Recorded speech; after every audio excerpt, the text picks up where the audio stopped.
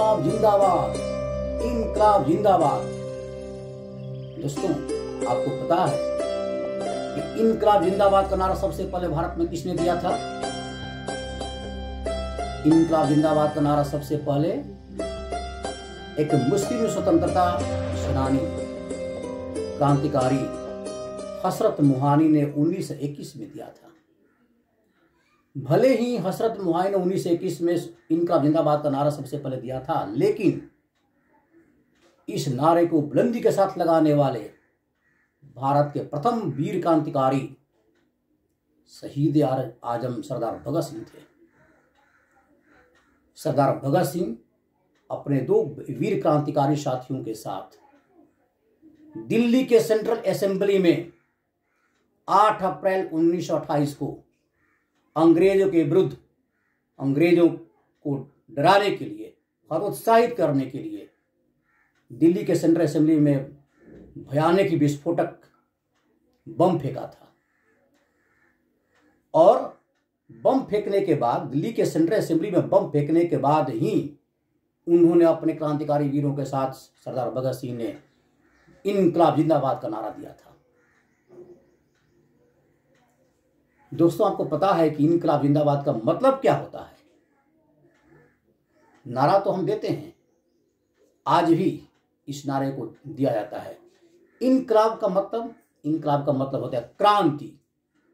अन्याय और अत्याचार के विरुद्ध हम जो आवाज उठाते हैं, जो क्रांति लाते हैं, वह इनकलाब हुआ।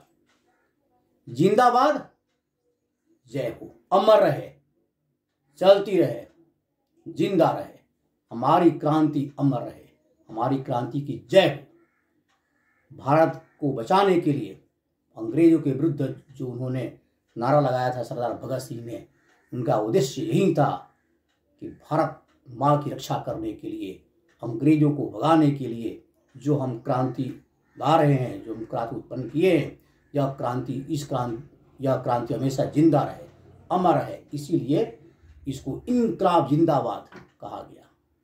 इनकलाब जिंदाबाद का मतलब यही होता है। दोस्तों, कल 23 मार्च है। कल के दिन यानी 23 मार्च को देश की रक्षा करने के लिए अपने जीवन को कुर्बान देने वाले, अपने जीवन को बलिदान देने वाले शहीद आजम सरदार भगत सिंह, राजगुरु और सुखदेव का बलिदान दिवस है कल 23 मार्च को। इसीलिए कल बलिदान दिवस यानी मार्टर्स डे मनाते हैं। We observe martyrs day on 23rd March every year because Shaheed Azam Sardar Bhagat Singh, Rajguru and Sukhdev were hanged to death by Britishers।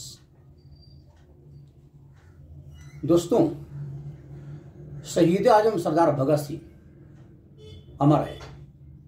वे देश के सबसे बड़े क्रांतिकारी वीर जाने जाते हैं, देश के सबसे बड़े देशभक्त जाने जाते हैं। शहीद आजम का मतलब क्या होता है पता है आपको? शहीद आजम क्यों कहा गया उनको? शहीद यह अरबी शब्द है। शहीद यानी अपने देश या अपने कौम की रक्षा के लिए, अपने देश या कौम के लिए सबसे बड़ा बलिदान, अपने जीवन का बलिदान, अपने जीवन को कुर्बान देने वाले व्यक्ति को कहते हैं शहीद। शहीद ए का क्या अर्थ होता है? उर्दू में ए का मतलब का या के या की, का के और की होता है उर्दू में। आजम माने क्या होता है? आजम मीन्स, यह भी एक अरबी शब्द है आजम, जो कहते हैं सरताज, सबसे बड़ा, सबसे महान। तो शहीद आजम मतलब शहीदों के सरताज, शहीदों के सरताज को ही बोलते हैं शहीद आजम। सरदार भगत सिंह शहीदों के सरताज थे भारत के। इसीलिए आज सरदार भगत सिंह को हम शहीद आजम के नाम से पुकारते हैं। प्यारे दोस्तों, आप जानते हो कि भगत सिंह के माता और पिता दोनों उनकी जीवन की रक्षा के लिए जब अंग्रेजों ने भगत सिंह को कैद कर लिया था और फांसी का दिन भी तय कर दिया था सरदार भगत सिंह, राजगुरु और सुखदेव को, तो फांसी के फंदे से बचाने के लिए उनके माता पिता दोनों ने आग्रह किया था अंग्रेजों से। शायद अंग्रेज मान भी जाते, लेकिन भगत सिंह ने उनको कड़े शब्दों में अपने माता पिता को मना कर दिया, पत्र लिखकर कि ऐसी गलती कभी मत करना, मैं देश के लिए अपना कुर्बान देना चाहता हूं। क्यों अपने माता पिता के आग्रह करने के बाद भी वे फांसी के फंदे पर लटकना चाहते थे सरदार भगत सिंह? आपको पता है उन्होंने यह साफ घोषित कर दिया था कि यदि मैं बच जाता हूं, यदि मुझे फांसी नहीं दी जाती है, तो हमारे देश के अन्य क्रांतिकारी उतने उग्र नहीं होंगे, क्रांतिकारियों की संख्या नहीं बढ़ेगी, अंग्रेजों को डर नहीं होगा, देशव्यापी हड़ताल या देशव्यापी आंदोलन नहीं हो पाएगा।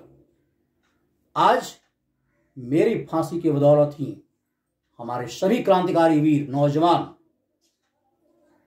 वे अंग्रेजों के विरुद्ध बुलंदी से आवाज उठाएंगे, अधिक उग्र होंगे, पूरे भारत में आग की लपट फैल जाएगी, अंततः अंग्रेजों को देश छोड़कर भागना पड़ेगा। इसीलिए अपने देश को सदा सदा के लिए अंग्रेजों से छुटकारा पाने के लिए सरदार भगत सिंह ने अपने जीवन को न्यौछावर कर दिया। इतना बड़ा बलिदान शायद ही कोई कर सकता है। इतने कम उम्र में, शायद 31 वर्ष की उम्र में उन्होंने फांसी के फंदे पर लटक गया, सरदार भगत सिंह लटक गए, लेकिन अपनी जान को बलिदान देकर उन्होंने भारत मां की रक्षा के लिए अपने फांसी के फंदे पर हंसते हंसते लटक गए। ऐसा भला कुर्बान कौन दे सकता है?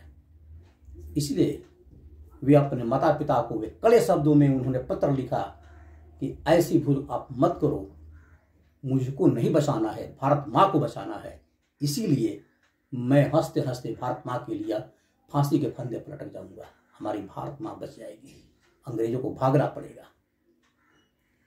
तो दोस्तों, कल 23 मार्च का दिन बलिदान दिवस है। हम गर्व के साथ वैसे बड़े क्रांतिकारी वीरों का याद करें, और करना भी चाहिए, क्योंकि उन्होंने भारत के लिए अपना सब कुछ न्यौछावर कर दिया। जय हिंद, जय भारत।